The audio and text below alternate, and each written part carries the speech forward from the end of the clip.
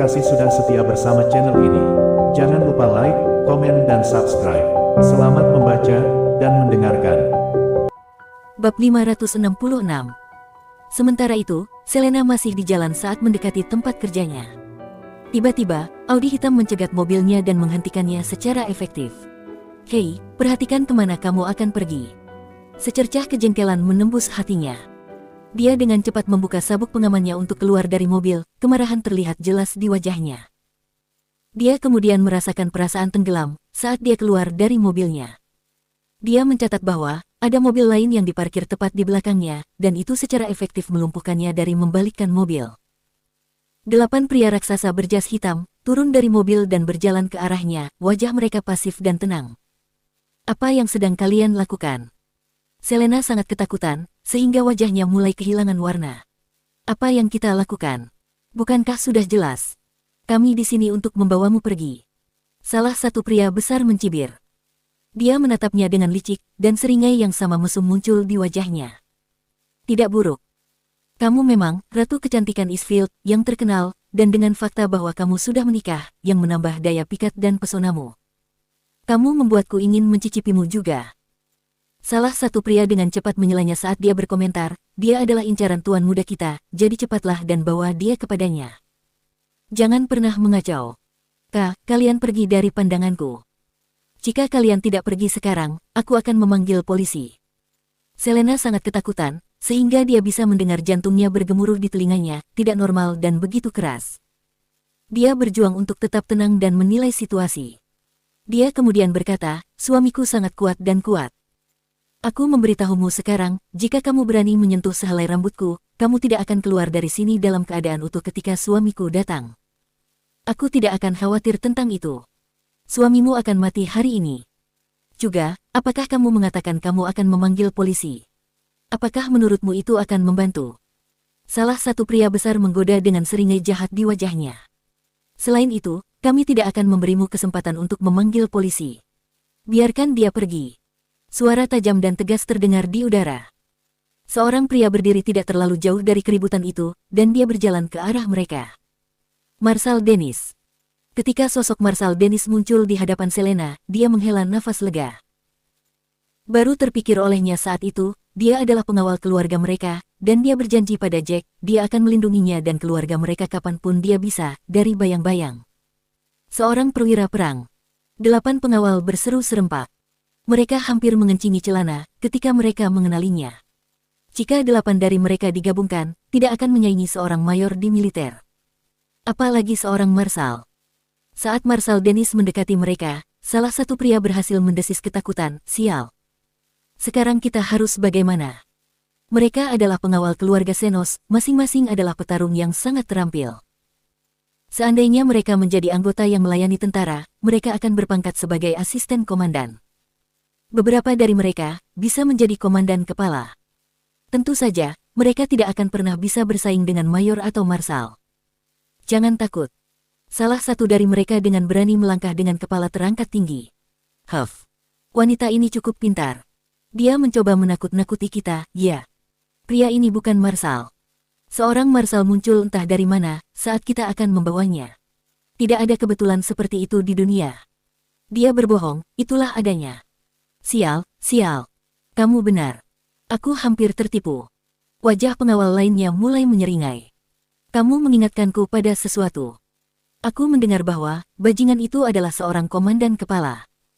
Hanya seorang komandan kepala, dan kamu mengatakan kepadaku, seorang marshal ada di sini untuk melindungi istrinya. Dan menjadi pengawal keluarga. Omong kosong.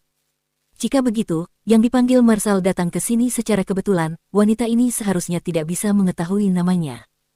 Ya. Wanita ini menekankan kata, "marshal" juga. Ini jelas untuk menakut-nakuti kita. Kenapa dia tidak memanggil pria itu Dennis daripada Marshal Dennis? Yang lain menimpali, seolah-olah situasinya telah berubah menguntungkan mereka. Dennis berhenti tepat di depan mereka, menggeram dengan nada sedingin es. "Siapa tuan mudamu?" Beraninya dia menyuruh Nona Selena untuk diculik. Dia menghela nafas lega, dia sedang bebas dan bisa datang ke sini hari ini. Kalau tidak, dia tidak akan pernah bisa menghadapi Jack jika sesuatu terjadi pada Selena. Bab 567.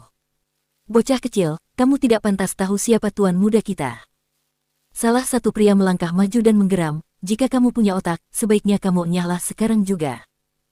Kalau tidak, jangan salahkan tinjuku karena mengambil nyawamu. Tinjumu. Aku khawatir kamu tidak akan melihat tanganmu setelah ini. Dia sudah mengatakan aku seorang marsal. Beraninya kamu bertindak sombong dan sok kuasa di hadapanku. Apakah Fish Leong sedang menyanyikan lagu keberanian untukmu? Datang komentar pedas dari Dennis. Jika kamu memberitahuku nama tuan mudamu sekarang, aku mungkin berpikir untuk menyelamatkan hidupmu. Jika tidak, jangan salahkan aku karena bersikap kasar. Oh, wow. Kamu pria yang tangguh, bukan? Biarkan aku mencoba seberapa keras tinjumu. Pria itu mengepalkan tinjunya, bersiap untuk mengayunkan lengannya. Saudara-saudara, mari kita kalahkan orang ini dan lumpuhkan dia. Biarkan dia merasakan akibatnya. Ya, jangan buang waktu, ayo kita lakukan bersama. Tuan muda kita masih menunggu wanita ini. Dalam sepersekian detik, kedelapan pria itu menyerbu ke arah Dennis dengan tangan terangkat tinggi. 8 dari mereka jatuh seperti lalat ke tanah. Mereka seperti wortel di talenan, sementara Marsal Dennis adalah kokinya dan dia memotongnya tanpa ampun. 5 dari mereka langsung tewas seketika, sementara 2 lainnya tergeletak di tanah saat mereka berjuang untuk bernapas, tidak mampu menggerakkan otot. Hanya 1 yang tersisa hidup, Dennis sengaja menyelamatkan nyawanya. Meski terluka, pria itu tetap berhasil bangkit dan berdiri tak jauh dari Dennis. Aku hanya akan menanyakan 1 pertanyaan padamu, siapa tuan mudamu? Siapa yang menghasutmu untuk menculik Nona Selena? Aku akan menyelamatkan hidupmu jika kamu menceritakan semuanya padaku. Tanpa ampun dalam pertarungan, Dennis berbicara kepada pria yang selamat itu dengan acuh tak acuh saat dia berjalan ke arahnya. Saat dia mendekat, dia melenyapkan kedua pria yang tergeletak di tanah yang masih terengah-engah. Huff, tidak mungkin. Kami setia pada tuan muda kami. Pengawal yang berdiri terakhir, berhenti selama beberapa detik sebelum dia mengeluarkan belati dan menikam dirinya sendiri di lehernya.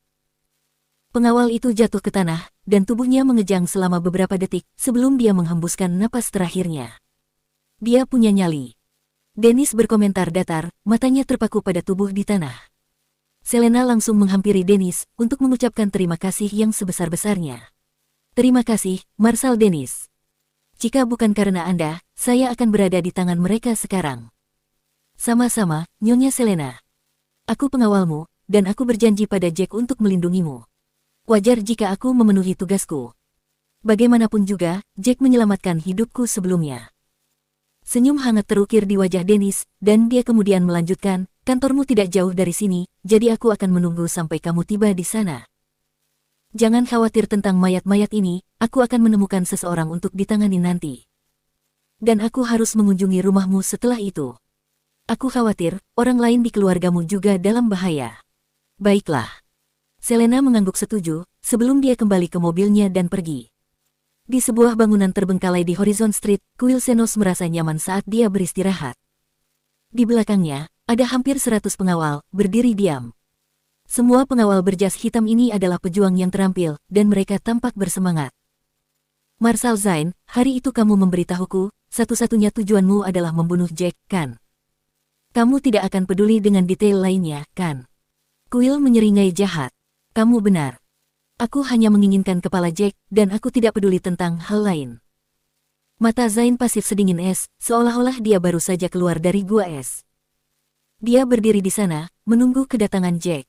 Bab 568. Bagus.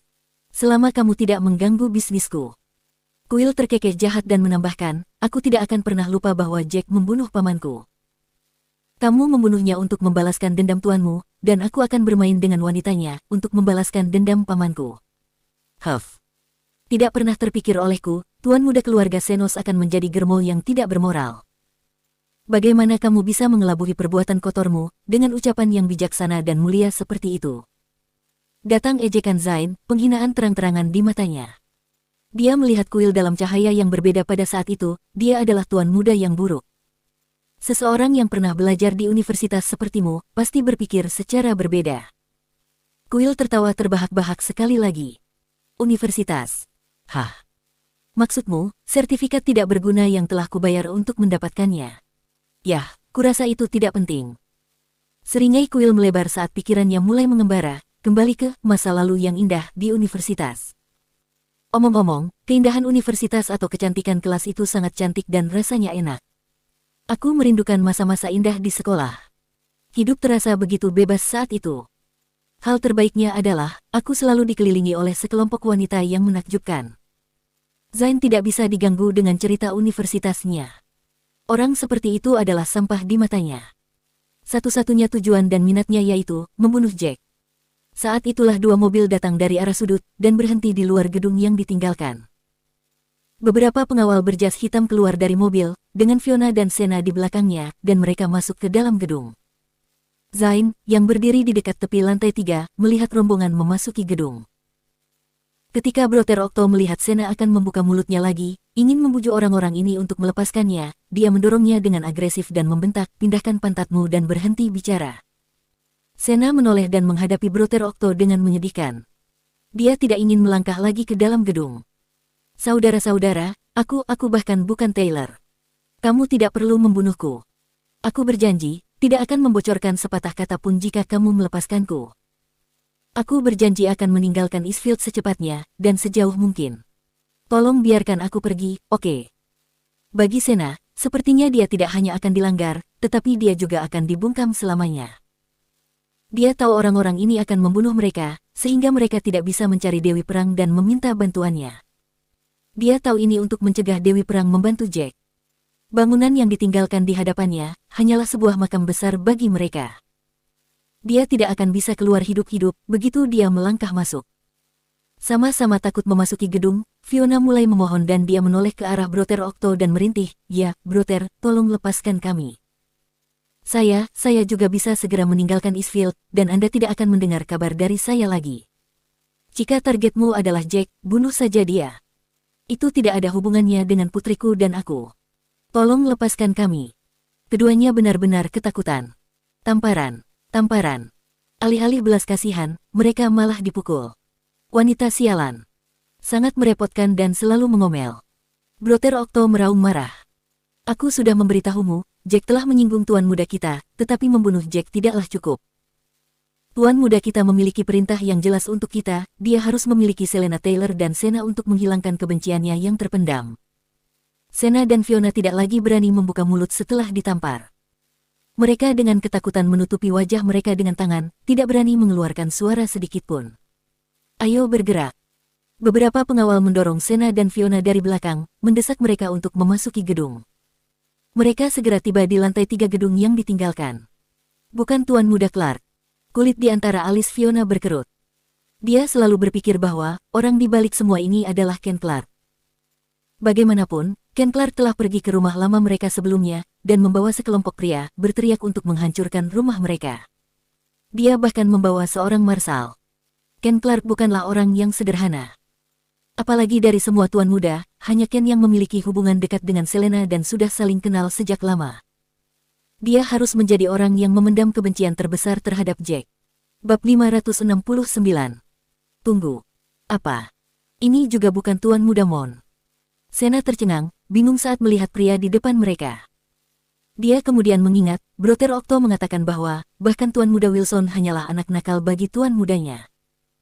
Dengan kata lain, tuan mudanya pasti memiliki kekuatan lebih besar daripada keluarga Wilson. Itu berarti, orang ini pasti berasal dari keluarga kelas 1. Tetap saja, pria yang berdiri di depan mereka benar-benar asing. "Kamu yakin membawa otakmu? Saya seorang tuan muda dari keluarga bangsawan terkemuka di Sky City." Kuil tertawa terbahak-bahak, sebelum dia menoleh ke Brother Octo. "Octo, kenapa kamu membawa wanita keriput ini ke sini juga?" Tidak menunggu Brother Octo mulai berbicara, Fiona segera turun tangan, "Tuan muda, mereka salah orang. Bukan saya yang Anda cari, bisakah Anda membiarkan saya pergi?" Brother Octo menunggu sebentar, sebelum dia pergi ke hadapan tuan mudanya dan menjelaskan, "Tuan muda, wanita ini adalah ibu mertua Jack. Keduanya kebetulan bersama, ketika kami pergi untuk menculik Sena. Masuk akal jika kami membawa mereka berdua, kan? Lagi pula, bagaimana jika dia pergi kepada Dewi Perang dan mencari bantuan?" Kuil mengangguk, senang dengan penjelasannya. "Kerja bagus, Octo.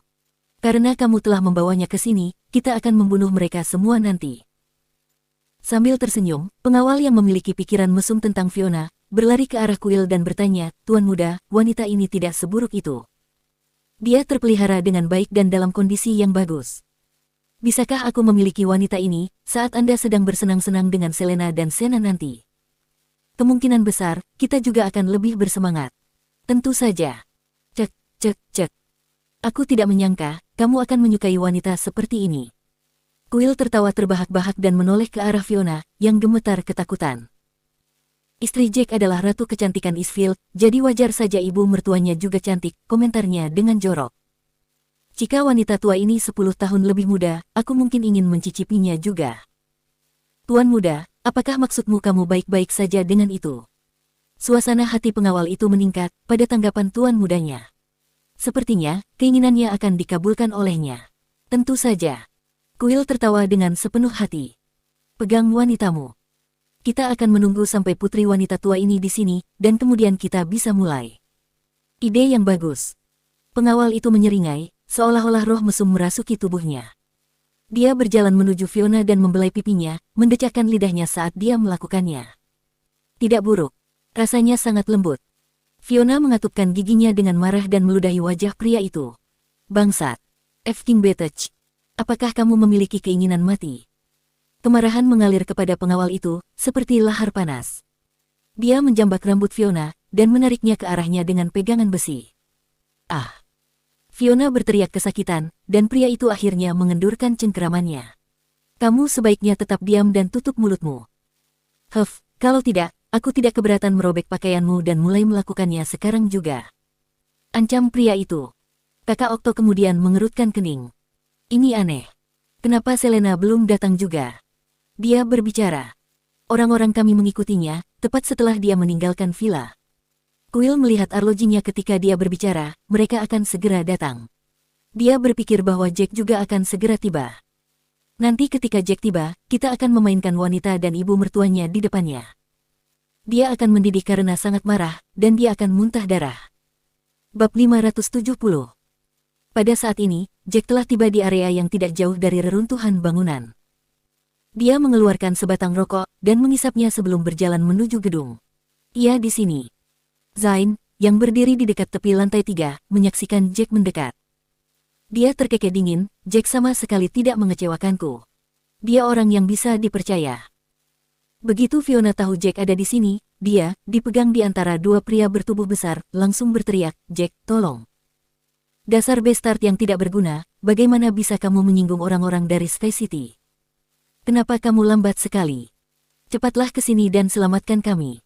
Kami dalam keadaan seperti ini karena kamu. Jack, ini semua salahmu.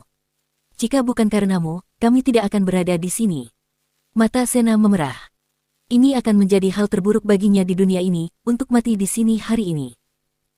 Sejujurnya, Sena mungkin masih bisa menerima kenyataan, jika orang-orang ini hanya ingin melanggarnya daripada membunuhnya. Dia mengira, dia hanya bisa menyalahkan nasib buruknya. Namun, pihak lain ingin membungkam untuk selamanya.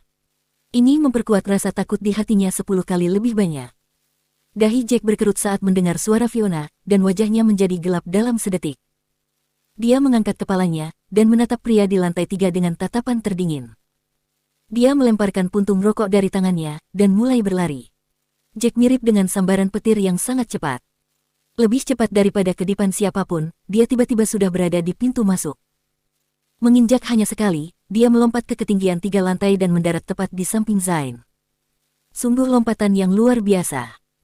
Alis Zain berkerut, saat melihat Jack mendarat di lantai 3, hanya dengan menghentakkan kakinya. Dia langsung tahu bahwa Jack bukan orang biasa.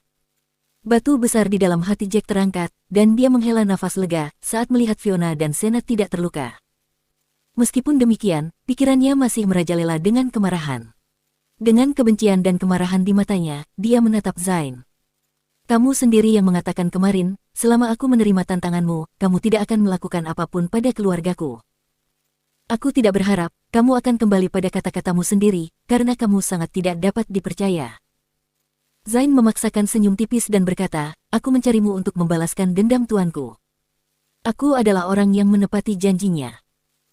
Dia berhenti sejenak, menoleh ke arah kuil dan anak buahnya, dan kemudian melanjutkan, "Sementara aku membuat janji, aku tidak akan menyakiti keluargamu, aku juga tidak akan mengintervensi rencana Tuan Muda Senos pada keluargamu.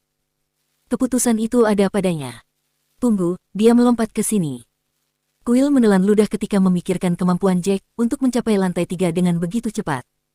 Berapa tinggi lantai 3? Dia bertanya kepada anak buahnya. Berapa banyak dari kalian yang bisa melompat ke sini dari tanah?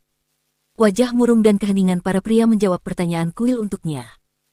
Salah satu pengawal, dengan ekspresi serius, melangkah maju dan berbicara, jika hanya setinggi 2 lantai, saya pasti bisa melakukan hal yang sama. Wajah kuil tenggelam mendengar kata-katanya. Orang yang berbicara adalah salah satu petarung terbaik di antara para pengawal. Kuil tidak menyangka, Jack begitu kuat dan kuat. Namun demikian, dia memiliki prajurit yang lebih kuat di sini, yaitu Marshal Zain. Dengan keterampilan dan kemampuannya, tidak akan sulit untuk mengirim Jack 6 kaki ke dalam bawah tanah. Jack, cepat selamatkan kami. Orang-orang ini tidak hanya menculik kita berdua, tapi mereka juga mengirim seseorang untuk mengejar Selena. Fiona meratap pada Jack dengan air mata berlinang. Ibu, jangan khawatir. Aku di sini sekarang. Kamu akan baik-baik saja, dan bajingan ini sama saja sudah mati. Ekspresi Jack tetap dingin dan gelap saat dia memelototi kuil. Tuan Muda Senos, saya tidak pernah menyangka Anda berada di balik semua ini. Bajingan, kamulah yang memintanya. Jika bukan karena kamu hari itu, pamanku tidak akan pernah mati.